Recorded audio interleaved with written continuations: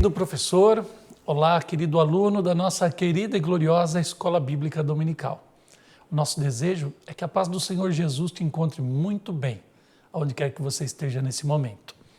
Eu sou o pastor Kleber de Amorim, estou falando com vocês diretamente dos estúdios da ADC-TV, a TV da Assembleia de Deus em Criciúma, Santa Catarina, aqui no sul do mundo. Que honra para mim, para toda a nossa equipe, fazermos parte com você desse time extraordinário de abnegados professores que nos domingos de manhã dão um pouquinho de si em prol da Igreja do Senhor e dos futuros obreiros da Casa de Deus, quando em nossas classes, nas nossas igrejas locais, ensinamos a palavra de Deus com amor, com desvelo, com carinho a todo o povo do Senhor. É muito bom estar com você, é muito bom podermos fazer parte com você dessa família chamada EBD. Estamos estudando, então, nesse segundo trimestre do ano de 2023, na lição de adultos, na pena do pastor Helena Cabral, o título Relacionamentos em Família, superando desafios e problemas com exemplos da Palavra de Deus. Essa é a nossa lição, muito bem redigida, encadernada e um conteúdo extraordinário. O tempo passa, vai muito rápido, passando diante dos nossos olhos, e já estamos na lição de número 5 para o dia 30 de abril do ano de 2023. O título já está aqui na tela, Motim em Família.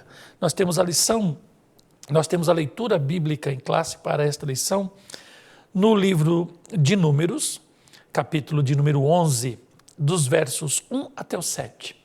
Depois nós temos do capítulo 12, dos versos 1 até o verso de número 8. E aí, então, nós vamos fazer um comentário para vocês, ou trazer para vocês já como subsídio da própria lição, que é uma lição, que é uma leitura muito prática, então a gente acrescenta nela esses comentários que vão enriquecer a sua aula. Então, como subsídio, fracasso em Taberá e Kibroth Hattavá. Números, capítulo 11, versos de 1 até o 3, a murmuração em Taberá. Essa primeira reclamação registrada do povo de Deus, tão bem organizado, suprido e conduzido rumo a Canaã, é inexplicável, segundo este comentário aqui, exceto pela perversidade do coração humano. O que o comentarista está querendo nos dizer? A glória de Deus em tirar Israel com mão forte do Egito foi tão poderosa que em tão pouco tempo esse povo já está murmurando de Deus na jornada ali nos desertos do Sinai. Então ele diz, é inexplicável um Deus que operou de uma forma tão extraordinária ser rejeitado pelo povo em tão pouco tempo. Isso só pode ter explicação na própria perversidade do coração do ser humano. O castigo foi fogo consumidor, portanto o lugar foi denominado Taberá, no hebraico queima. Então aquele lugar ele ficou chamado Taberá. As gerações posteriores, quando se referiam àquele lugar, diziam Taberá, foi lá que o Senhor queimou. Do versículo 4 até o 9, do mesmo capítulo 11, a rejeição do maná. Agora é uma outra reclamação. A primeira, eles tinham saído do Egito, onde de certa forma eles tinham sustento, e eles já tinham uma cultura mesmo que de escravidão, mas de convivência. Foram para o deserto, e aí eles se sentiram, olha só, alijados pelo Senhor da vida boa que eles tinham no Egito. Olha que vida boa seria essa, sendo escravos e recebendo a porção diária para poderem existir e trabalhar. Agora, no deserto, eles estão indo para a terra prometida, no meio do caminho, eles reclamam. E o Senhor tem os sustentado com o maná, e aí, então, diz aqui o comentário, o populacho, sem dúvida, era constituído de escravos não israelitas, ligados a Israel, que haviam escapado com eles do Egito, mas que nada conheciam da redenção de Deus. Eles ilustram os que são incapazes de se apropriar de Cristo como o pão da vida ou de apreciá-lo como tal, conforme a gente pode deduzir do Êxodo capítulo 16, dos versos 14 até o 22. Os que cobiçam coisas agradáveis à carne e contrárias à palavra de Deus, em questões de culto e prática. E aí nós temos aqui o comentário de Números 12, do verso 1 até o número 10, o motim de Miriam e Arão. Então nós temos a reclamação do deserto, a reclamação do maná, e agora nós vamos ver o motim ou a insurgência contra a autoridade de Moisés, e isso praticado por Miriam e Arão, os dois irmãos mais velhos de Moisés. A causa geral desse motim foi a inveja provocada pela proeminência de Moisés e a causa imediata, o casamento de Moisés com uma etíope, Miriam. E Miriam, a profetisa, era líder. Ela foi punida com lepra, mostrando a seriedade do seu pecado de falar contra um servo do Senhor, a quem o Senhor se revelou de maneira singularmente íntima, como se vê nos versos 6, 7 e 8, e que além disso era muito manso, como diz o versículo de número 3, uma observação necessária à narrativa e não incoerente com a autoridade mosaica. Quem faz esse comentário é o Unger, Merrill Unger, que faz esse comentário para a gente, e naquele comentário Unger que eu sempre trago para vocês aqui. E aí então nós temos o texto de ouro da nossa lição, Filipenses 2:14, fazei todas as coisas sem murmurações, façam tudo sem contendas. E aí a verdade, para que a gente leve como prática de nossa vida a partir dessa lição, das murmurações derivam as contendas, por isso devemos evitá-las em nossas famílias. Eu sempre costumo dizer que no inferno ou no reino do diabo, nas estruturas de comando dessas hostes malignas encabeçadas por Satanás, de tudo que pode existir lá, a única coisa que não é a murmuração. Então, lá tem ódio, lá tem de tudo que é sentimento ruim, mas a murmuração não pode, porque um reino contra si mesmo, ele acaba se implodindo. E Satanás, ele é tudo menos trouxa. E aí a murmuração, ele envia para a igreja e outros recintos de santidade, menos no inferno. Então a murmuração é um agente deletério capaz de destruir, de causar uma implosão, erosão das estruturas que o Espírito Santo monta em nossos corações e nas igrejas. E ele está trabalhando fortemente em Israel, para que Israel não conquiste a terra prometida e os planos de Deus se cumpram em Israel naquele lugar. Cuidado com a murmuração, então. Temos a introdução e vamos direto para o nosso primeiro tópico da nossa lição de hoje, a influência negativa da murmuração. E aí nós temos a síntese desse tópico. Os episódios de murmuração estão na origem do motim, produzido pelos irmãos de Moisés. Vamos lá então? Primeiro subtópico do tópico 1, motim, refere-se aos atos explícitos de desobediência, uma reação negativa contra regras e as ordens estabelecidas num grupo social. Em Números 11 e 12, há uma descrição de murmurações que culminaram na rebelião familiar contra a liderança de Moisés. 3 queixas. A rebelião na família do legislador de Israel. Então, haviam 3 queixas lá em Israel provocadas por esse motim. E aí eu trago uma definição do que é motim, nessa figura aqui do Dicio.com. É uma revolta, toda ação que contra quaisquer autoridades se define pelo uso de violência, pela falta de ordem ou pela utilização de armas, tumulto, revolta ou agitação popular.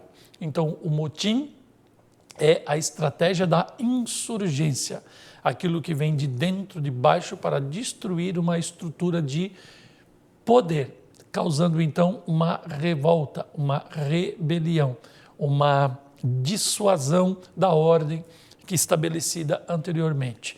E aí nós estamos vendo que o motim, ele pode gerar ali, ou ele pode ser oriundo da violência. E eu lendo aqui essa definição do Dicio.com, eu me lembrei lá do profeta Zacarias. Não é por força e nem por violência. E aquela violência descrita pelo profeta Zacarias ali no livro de Zacarias vai falar sobre o ímpeto humano, as estratégias humanas, a sabedoria humana em contraposição à mente e à ciência de Deus. Então, o pensar humano, o propósito divino, ele é muitas vezes autoritário. Ele é muitas vezes contrário à vontade de Deus e ele trabalha enormemente contra a vontade de Deus. Então, o motim contra Moisés era um motim contra Deus e o ímpeto dessa revolta é explicitamente violento. O murmurador, ele sempre é violento, muitas vezes não com reações físicas, com aquela violência do braço da carne, com o uso de armas, etc. Mas as suas estratégias, suas palavras e os seus motivos, eles ferem mortalmente a alma das pessoas, principalmente os pastores que estão na frente do rebanho, quando são confrontados por pessoas violentas nos seus argumentos ou no ímpeto de suas almas. Então que a gente olhe para Zacarias e lembre disso. Não é por força nem por violência, mas é pelo meu Espírito. Quando as coisas são de Deus, elas são movidas pelo Espírito e se resolvem muito facilmente. A primeira queixa. Então Israel havia saído da região do Sinai, Israel havia saído da região ao redor do Sinai, no qual havia relativa fertilidade para a produção de grãos e água. Além do Sinai, depararam-se com um inóspito deserto, começaram a reclamar que Moisés os havia trazido para morrerem naquele lugar. É interessante como as pessoas são apegadas ao mundo, aos conceitos do mundo, como estudamos na lição 4, a influência do mundo. Eles estão ali meio vivos, né? Não servem a Deus e ficam naquela indecisão de adoração. E aí, escravos do mundo, prisioneiros das cadeias mentais que o mundo os produz, eles estão só vivendo. E aquela vida medíocre, em se tratando de fé, já é o suficiente para eles. E quando Deus nos desloca dessa situação medíocre e nos propõe um cenário inóspito, mas onde Ele revelará os seus milagres, as pessoas elas não querem enfrentar esse mundo de milagres de Deus, elas querem as facilitações do mundo. Essa é a característica da fé cristã, principalmente evangélica da atualidade, né? Que oferece esses placebos de confissão positiva, teologia de prosperidade. Agora em voga está o se sentir, você pode se sentir, você tem que estar bem, você procura empatias, simpatias, ambientes para se sentir bem. E aí você começa a escolher igrejas como quem escolhe um cardápio num restaurante, e aí o adorador agora ele é o Deus que deve ser servido e adorado. Esta é a situação da atualidade.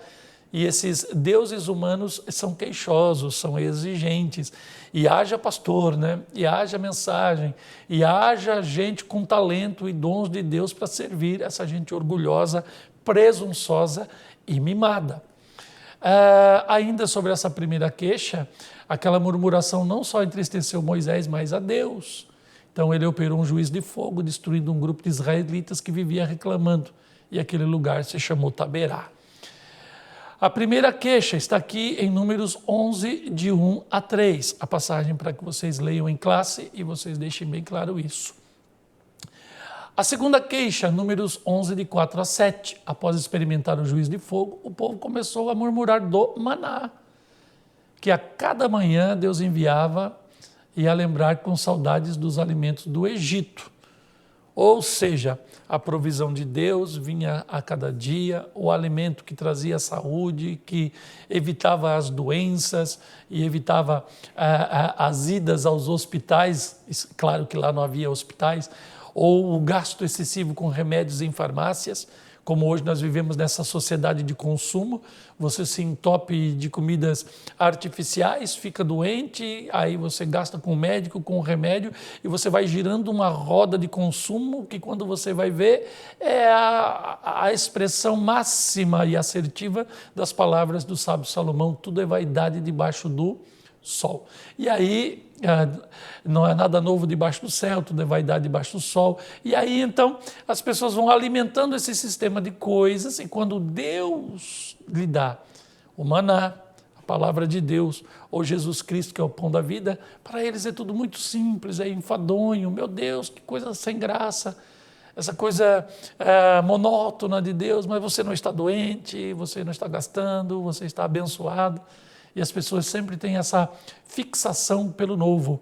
Queremos o novo, novas propostas, novidades no Evangelho, uma nova unção, óleos frescos e coisas parecidas que a gente inventa para criar um Evangelho que não existe. No fundo, tudo isso é saudade do Egito. E aí eles começam numa degradação da fé e acabam longe de Deus, voltando para onde saíram e nunca, jamais deveriam voltar. A segunda queixa, o povo esqueceu-se também dos milagres operados pelo Senhor, que abriu o mar vermelho, a coluna de fogo, aquela nuvem, etc. A murmuração os fez esquecer de tudo o que Deus fez. A pessoa se torna juiz, em si mesmada, e agora ela está desempenhando aquela síndrome de Deus, né? Ela pode, ela faz, e aí então ela se esquece dos benefícios do Senhor, e nessa mortificação da consciência, né? Nesse esquecimento de quem é Deus, ela convence-se de que ela pode alguma coisa, mas tudo isso é uma ilusão e é transitória. E aí então a murmuração, um ato de murmurar, murmúrio, sussurro. Por isso que o murmurador trabalha à espreita, nos cantos, você não vê ele gritando, né, nas praças e nos telhados. E ele sempre é maledicente, tem uma má língua, ele vai detratando as pessoas, ele vai contra a moral de quem ele odeia. E aí do outro lado tem uma definição muito bacana aqui de murmuração, é a falta de domínio próprio, é a falta de inteligência emocional, é a falta de cognição, de criatividade, de soluções e de alvos de crescimento mental e espiritual, esperando que os outros o façam ou que escutem seus fracassos pessoais. Olha só que definição bem filosófica, complexa, mas abrangente. Ela sai do puro e estrito sentido teológico e ela vai para uma vivência prática do dia a dia. Gostei dessa definição, por isso eu trouxe aqui para vocês. E o final é muito, muito bacana, esperando que os outros façam aquilo que ela exige ou que escute os fracassos dentro delas mesmas. Mas o murmurador ele é tão orgulhoso que se alguém escutasse o fracasso e fosse tentar o ajudar, ele vai por hipocrisia e criando um personagem, se escondendo de si mesmo e negando aquilo que o outro está vendo que ele está passando.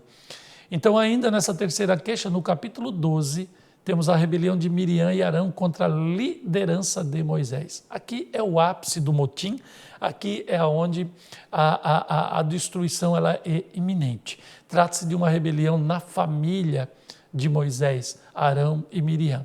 Em primeiro lugar, Miriam e Arão não aceitavam o casamento de Moisés com uma cuxita. E nós já vamos ver ali aonde está Cuxi, quem são os cuxitas e as concepções etimológicas da palavra Cuxi para você enriquecer a sua aula, né? Então, o que se sabe superficialmente é que os cuxitas descendem de Cão, filho de Noé, que foi amaldiçoado porque viu seu pai nu. E isso gerou uma resistência à aceitação dessa mulher, pois esse povo era considerado vil e desprezível. Também havia o caso deles serem mais velhos que Moisés, né? E eles queriam aquele tratamento de protagonista. São aqueles protocolos humanos, né? Somos mais velhos, temos a eminência, estamos na frente, você é mais novo, calma lá, acolá, nos respeitem. A inveja na família é um sentimento perigoso. E pela convivência, e nos primeiros anos de vida, a gente está ali muito junto da família, e a gente vive ali pelo menos 20, 25 anos, até casar 30 anos, hoje em dia já é moda, são 3 décadas de convivência. A família é o lugar onde a gente tem aqueles laboratórios de experiências, inclusive de sentimentos ruins, como essa questão da inveja. Então, é na família que a gente deve aprender a relevar tudo isso, buscar o amor de Deus e vencer dentro da família. Uma das coisas que eu muito critico na modernidade hoje, principalmente no contexto das igrejas, são essas divisões, divisão acerca do evangelho dentro de uma própria família. Pais que ascendem de um mundo e de uma história de pecados, de vícios e tragédias, conhecem a Cristo, geram filhos que dentro da casa de Deus, talvez nunca conheceram a Deus, mas querem inventar, como nós falamos já na outra aula, um Deus à sua imagem e semelhança. E aí nós temos uma geração de filhos de cristãos convertidos, que não se converteram a Deus, que querem um Deus que não é o Deus dos seus pais. E esta é a verdade desse entropismo, dessa multiplicidade de ministérios, de novas visões, de igrejas carismáticas que arrebanham os jovens, que esquecem-se que um dia envelhecerão. E esses movimentos que hoje apelam à atualidade e aos modismos, eles envelhecerão como tudo envelhece. E a história está aí para provar, porque nessa história de 5 séculos, principalmente do protestantismo, muitos movimentos nasceram e depois eles recrudesceram. E essas igrejas renovadas, que não querem se caracterizar como pentecostais, não querem a frieza dos tradicionais e não querem a rigidez dos pentecostais genuínos e tradicionais, mas querem ficar nesse meio dos dois opostos, num limbo existencial, geram então essas igrejas carismáticas, que são igrejas dançantes, efusivas, igrejas barulhentas, né? E que tem aqueles ambientes de enebriação, né? Apagam-se luzes e aí se escurece tudo, e aí então se promove um ambiente propício ao emocionalismo, ao êxtase e coisas parecidas, e aí entra essa questão do se sentir, de poder se compreender, e é bom estar ali, e no final não se prega a palavra, não se há conhecimento da ortodoxia cristã, da doutrina dos apóstolos e dos princípios divinos. O final de tudo isso é se declararem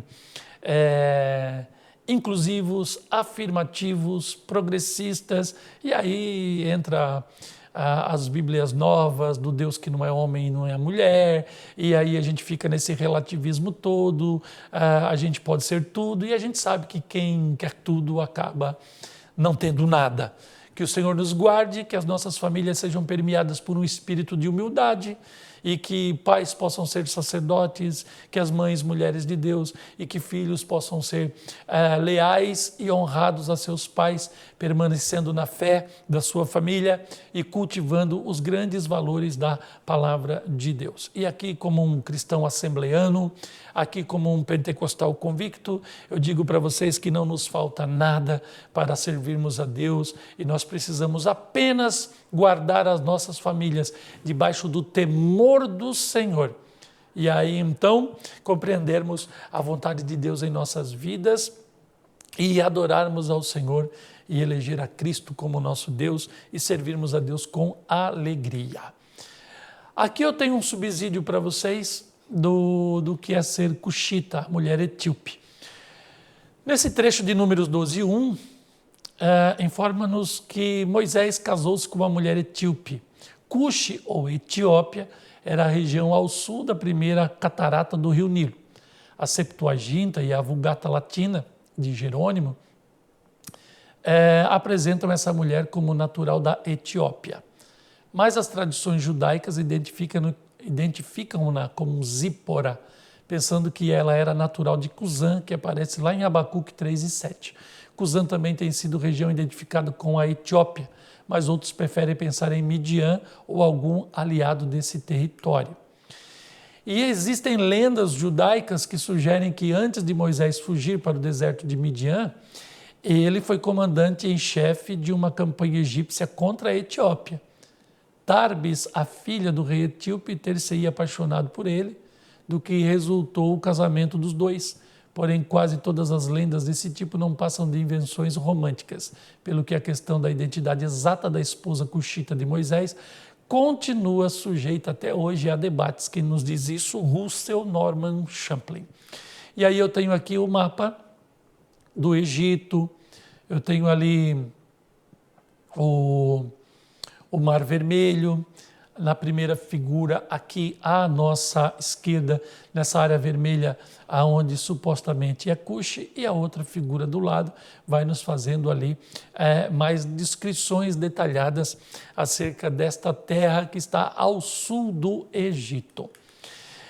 O motivo da rebelião de Miriam e Arão, e a síntese, a inveja de Arão e Miriam, obteve severo tratamento do Senhor. E aí então, o que motiva isso? A inveja. Os dois alimentaram a ideia de que a liderança de Israel teria de ser compartilhada com eles. Eis aqui um grande perigo. Nós não olhamos na Bíblia a liderança de Deus sendo compartilhada em colegiados. Nós não temos a palavra democracia. E aí nós não temos os conceitos modernos de Estado, direitos da pessoa humana e essas coisas todas que são evocadas nas sociedades humanistas da atualidade. A liderança de Deus na igreja é uma replicação do reino de Deus, aonde o nosso Deus ele é apresentado como rei. O rei é o soberano, ele é o arquê, ele é o único e detentor de todo o poder. Então, nas igrejas, principalmente no final do primeiro século, nós temos agora o bispo, que depois de muitas perseguições, ele assume a postura do apóstolo e do profeta. Paulo diz lá em Efésios 2, que nós estamos fundamentados na doutrina dos apóstolos e dos profetas, e ele se torna o anjo de Deus, o administrador que profetiza, que fala com Deus, que nos traz a mensagem e que tem a vontade de Deus para nós. É claro que vai se criando, e nós já vamos falar de hierarquia, nas estruturas humanas, elas vão crescendo, elas carecem de uma estrutura, como se fosse um esqueleto no corpo humano, para sustentar a obra. Mas o governo vem pela cabeça, por isso Jesus é o cabeça da igreja. Por isso que Orígenes já falava da anaquefalaioses, do encabeçamento do cristão. O próprio cristão, quando é salvo, ele recebe a mente de Cristo, o encabeçamento de Jesus. Ou seja, é uma ação direta de Deus na alma do crente o salvando, e depois na igreja ele fala com o seu anjo que fala com cada cabeça, e a igreja então está sendo ordenada, não com divisões de autoridade, mas sim de funções. O próprio Espírito vai dando dons e na soma dos dons a igreja é edificada. Mas a autoridade de Deus é dada para o líder. E aqui o líder é Moisés. Miriam era uma profetisa e Arão o sumo sacerdote. Então, a Moisés é o libertador, o legislador, é aquele que tem o governo do povo de Deus. Miriam é serva de Deus e ela é profeta, Deus a usa, ela tem uma experiência com o oráculo divino. E Arão é aquele que vai oficiar o perdão de Deus para o povo. Nós temos aqui 3 pessoas, uma autoridade e 3 funções. Olha que coisa interessante, 3 pessoas, uma autoridade, 3 funções. Não é porque Ana profetiza que ela é pastora daquele rebanho. Não é porque Arão é sumo sacerdote que ele tem o governo de Israel. E aqui nós não estamos falando das repúblicas modernas, que tem o executivo, o legislativo e o judiciário. E nem estamos falando de uma triunidade, de uma trindade ou coisa do gênero. Estamos falando de uma estrutura encabeçada por Deus que dá autoridade a Moisés. E Deus vai falar para os dois, olha, vocês, eu até uso, mas com Moisés eu falo face a face. Então, eles achavam-se no direito de liderar o povo. O papel deles era de cooperar com a liderança de Moisés. E nós precisamos entender isso, porque nós precisamos cooperar para o bem da obra de Deus. Já pensou se cada pessoa buscasse o seu direito e tentasse apagar a luz do outro? A gente viveria em uma constante escuridão. Porventura falou o Senhor somente por Moisés? Eles diziam. Uma inveja instalou-se no coração deles. Quando a inveja se instala no centro da família, as consequências podem ser trágicas. E aí eu trago para vocês aqui o verso de Provérbios 14:30, o coração com saúde e a vida da carne, mas a inveja é podridão dos ossos. Quem diz isso é Salomão. A inveja é o desprazer causado pela felicidade ou pelo progresso da outra pessoa. Ter inveja da prosperidade de alguém, sentimento de cobiça da felicidade dos outros, da superioridade de alguém, ter inveja de alguém. Então, como é que você pode fugir desse sentimento deletério? Se descobrindo em Deus, se reconhecendo em Deus e fazendo um bom uso das competências que Deus te deu. Seja feliz no lugar e com a ferramenta que Deus te deu a trabalhar. Faça do seu ministério o melhor ministério de todos. Não espere o lugar de alguém para desempenhar. Eu só vou ser o que eu sei que eu posso ser quando eu estiver no lugar daquela pessoa que não deveria estar no lugar que ela está, porque aquele lugar é meu. Isso é errado.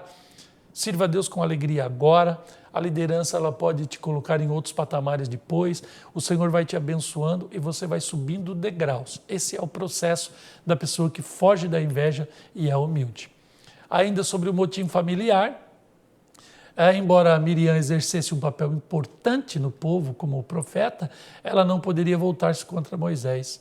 Embora Arão fosse o sumo sacerdote, ele não poderia arder em ciúme contra o seu próprio irmão. Um dos segredos para que as nossas famílias elas sejam espiritualmente equilibradas é a prática do respeito mútuo entre os familiares. Precisamos nos reconhecer em Deus e glorificar a Deus pelas competências que Deus tem dado a cada um dos membros das nossas famílias. E aí eu trago uma figurinha aqui, tipo um organograma representando uma hierarquia, e eu trago aqui uma definição de hierarquia lá da enciclopédia do Champlin. A palavra hierarquia, ela vem do grego hieros, que quer dizer sagrado, e arquém, governar. Isto posto, a significação original da mesma é o governo divino, executado por diversas ordens que vão ascendendo. Somos pó, criaturas feitas do barro, vivemos pelo sopro da inspiração divina e o Senhor, a partir do barro, do pó, ele vai elevando estruturas de poder e autoridade. E perceba que todos os termos do mundo sempre vão ter um encontro com a revelação divina, porque Deus é o princípio de tudo, seja das coisas criadas e substancializadas na matéria, presas ao tempo ou ao espaço, ou também nas categorias das ideias. Até as ideias são hierarquizadas e elas estão montadas sobre graus de importância.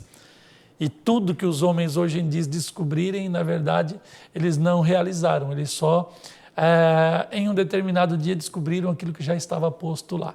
E a hierarquia é algo que já existia nos céus, né? E aí foi replicado na criação divina. No sentido popular ou não teológico, a palavra alude a qualquer tipo de governo instituído por várias camadas de autoridade. Ou então por alguma série de grupos, classes, famílias, gêneros, espécies ou ordens sistematizadas. Então esse é o conceito de hierarquia que procede do sagrado para o secular, mas nos dois ambientes a hierarquia é uma contraposição de categorias que vão se somando de baixo para cima, formando uma espécie de pirâmide, né, de estruturas que governam. Então essa pirâmide ela é o símbolo de que nem todos estarão no ápice, que nem todos chegarão ao cume do monte, mas que todos são importantes para a preservação do todo. Moisés, um homem manso e humilde. Esse aqui é o nosso terceiro tópico já dessa nossa pré-aula de hoje. Moisés é um exemplo de líder fiel, manso e humilde, é a síntese desse nosso tópico. Mais manso que havia na terra. A Bíblia declara que Moisés era um homem humilde e manso nas suas atitudes, e ele não revidou a atitude dos seus irmãos. Lá no Sermão do Monte, Jesus diz que bem-aventurados são os mansos, porque eles herdarão a terra. Nesse contexto judaico, eles estarão na terra prometida.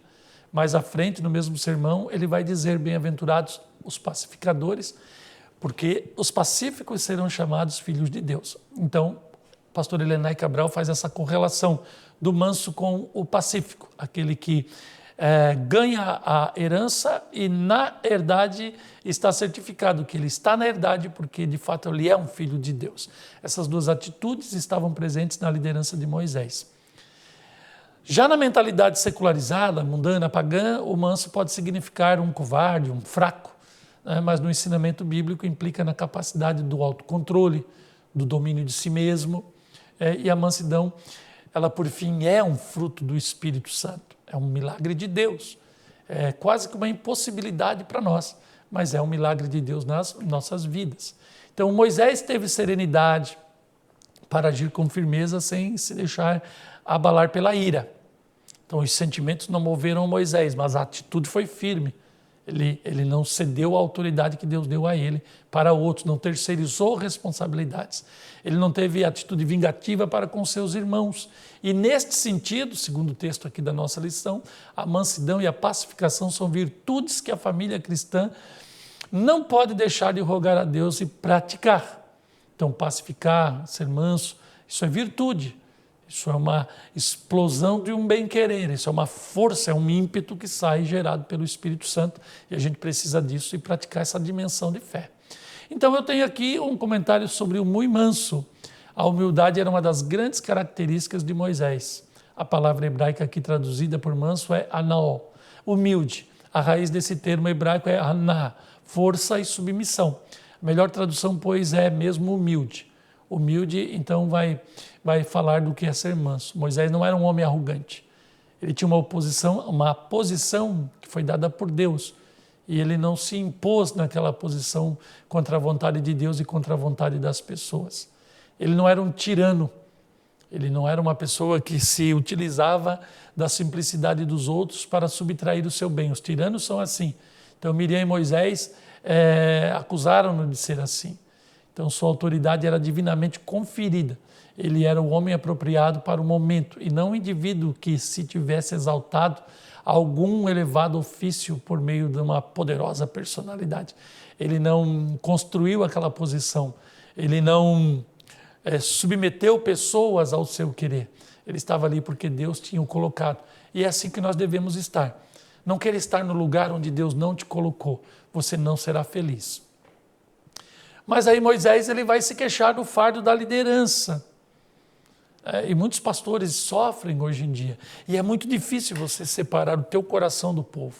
É muito difícil você não se deixar tocar, né, pelas situações que você vê. E aqui nós precisamos de sabedoria de Deus para não adoecermos no ofício do nosso pastorado, da nossa liderança. Você aí na sua classe de escola dominical, esteja preparado para a traição, esteja preparado para o desprezo, esteja preparado contra o falso testemunho, a detratação de pessoas que manifestam a malignidade como se fossem filhos do próprio diabo, serpentes rastejantes, raças de víboras. Então houve um momento na sua vida em que o peso da liderança o deixou sem ânimo de continuar. Então ele recebeu orientação direta de Deus para separar anciãos e dividir o fardo da obra. Então o Espírito de Deus repousou sobre estes 70, eles começaram a profetizar. E aqui o nosso autor diz que é uma bênção quando o Espírito Santo é derramado sobre a nossa família. Que a gente possa conviver em família e promover um despertar dos dons do homem, da mulher, do pai, da mãe, dos filhos, sejam moças, sejam moços, de criança até na idade do casar, depois as noras, os genros, os filhos, os netos, que o nosso lar seja uma bênção. No lugar do ódio, o amor, no lugar do ciúme e da inveja, que haja parceria e comunhão. E aí nós chegamos nesse terceiro subtópico, a punição de Miriam e Arão. A rebelião provocada pela inveja de Miriam e de Arão contra a liderança de Moisés acendeu a ira de Deus. E que o Senhor esteja calmo em nossas igrejas e que Ele não esteja irado contra muitos. Que o Senhor tenha piedade de nós. O Senhor desceu então na coluna da nuvem, mostrou sua presença, falou diretamente com os revoltosos, mostrando-lhes a sua soberania divina. Deixou claro que Moisés, diferente do que Deus fazia com eles, Moisés falava com Deus face a face. Miriam ficou leprosa, no mesmo instante foi separada do arraial e separada de Israel por 7 dias. Os juízos de Deus são perfeitos. Os juízos de Deus, eles têm um caráter pedagógico. Miriam, ela ficou esperando o renovar da sua carne durante 7 dias. Israel não pôde caminhar, ficou esperando o milagre de Deus e no fim todos viram o que Deus estava fazendo ali. Que o Senhor tenha misericórdia de nossas igrejas, que o Senhor tenha misericórdia das nossas classes de escola dominical, que o Senhor tenha misericórdia do nosso ministério e, acima de tudo, das nossas famílias. Então o texto nos mostra que todo motim no centro da família tem consequências trágicas. É preciso evitar as falsas acusações, as palavras atravessadas, a destruição da reputação de familiares. Esse não é um comportamento de quem manifesta o fruto do Espírito. O Espírito Santo é quem opera o caráter de Cristo na família. E aí chegamos à conclusão dessa lição, o final da nossa pré-aula, pedindo que você curta, compartilhe e que você ore por cada uma das pessoas que estão envolvidas aqui no nosso expediente. Rogamos a Deus que você tenha no próximo domingo uma boa, poderosa, produtiva aula com seus alunos e que você seja plenamente abençoado. E que o Senhor nos guarde até o nosso próximo encontro, em nome de Jesus. Amém.